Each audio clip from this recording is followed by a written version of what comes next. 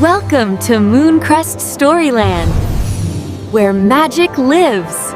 Princess Elara lived in a big, beautiful castle in Wales.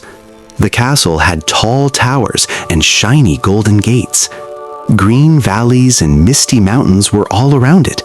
Elara had the best dresses, the sweetest cakes, and golden toys.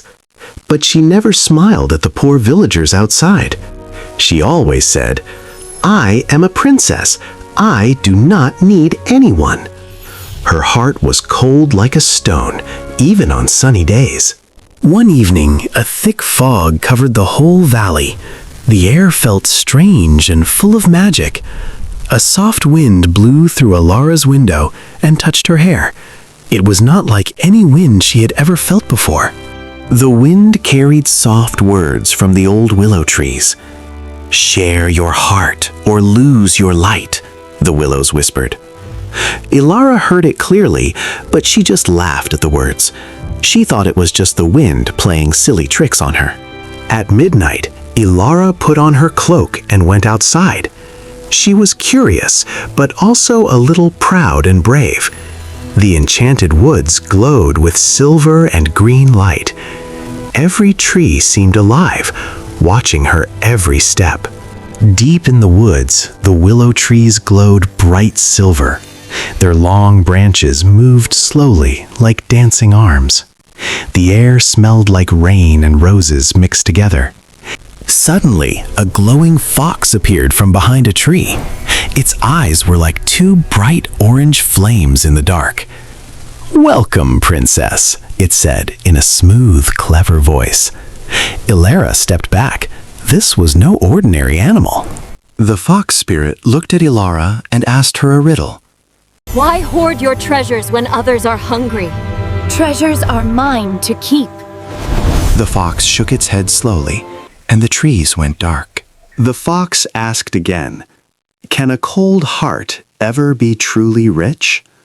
Elara said proudly, "Yes, I have gold and jewels and a crown." The fox smiled sadly. "No, dear princess, you are very poor." The ground shook softly, and Elara felt a chill in her bones. Elara failed both riddles, and the magic became angry. Her shiny golden crown began to change and twist. It turned into sharp, dark thorns that pricked her head. Elara was trapped in the dark forest, alone and afraid. The thorny crown was heavy and cold on her head. She had never felt sad or helpless like this before. For the first time in her life, she sat down and cried. In the cold night, Elara saw a tiny squirrel shaking badly. The little animal had no warm place to sleep. Elara looked at her soft cloak, then at the squirrel. Slowly, she wrapped the cloak around the tiny creature. The squirrel looked up with its big, round brown eyes. It squeaked softly, like a tiny thank you from its heart. Elara smiled for the first time in a very long time. One small thorn from her crown fell off and disappeared. The next morning, Elara found a group of tiny birds. They were hopping around, looking for food, but finding none. She had some berries in her pocket from the castle garden. Without thinking, she threw all of them to the hungry birds. The birds sang and flapped their little wings with happiness. Elara laughed. It was a real and warm laugh this time. More thorns fell from her crown, and light touched her face. Elara found a young deer with a thorn stuck in its leg. It looked at her with big, scared, gentle eyes. Carefully, Elara knelt down and pulled the thorn out gently. The deer nuzzled her hand softly before running free. That night, the willow trees began to whisper again, but this time, their voice was kind and warm and gentle. "You are learning, dear one," the willows said softly.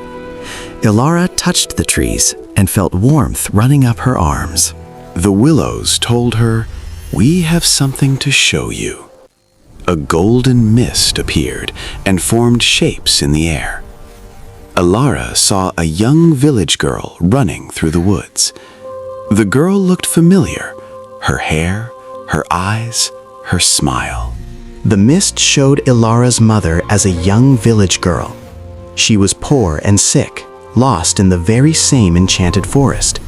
The magic willows helped her, healed her, and gave her love. The willows said, "She was saved, and from her came you." Elara sat quietly on the soft grass, her eyes full of tears. She now understood that she was not better than the villagers. Her own mother had been a simple, hard-working village girl. "I have been so wrong," she said. With her new understanding, Elara found the fox spirit again. It sat under the biggest silver willow, watching her calmly. "Are you ready for the final riddle?" it asked with a soft smile. Elara nodded slowly, her eyes full of courage and peace. The fox asked, "What is the greatest treasure a princess can own?" Elara did not think of gold, jewels, or her royal crown. She said quietly, "A kind heart that cares for others." The whole forest lit up in golden and silver sparkling light. The thorny crown on Elara's head began to glow and change.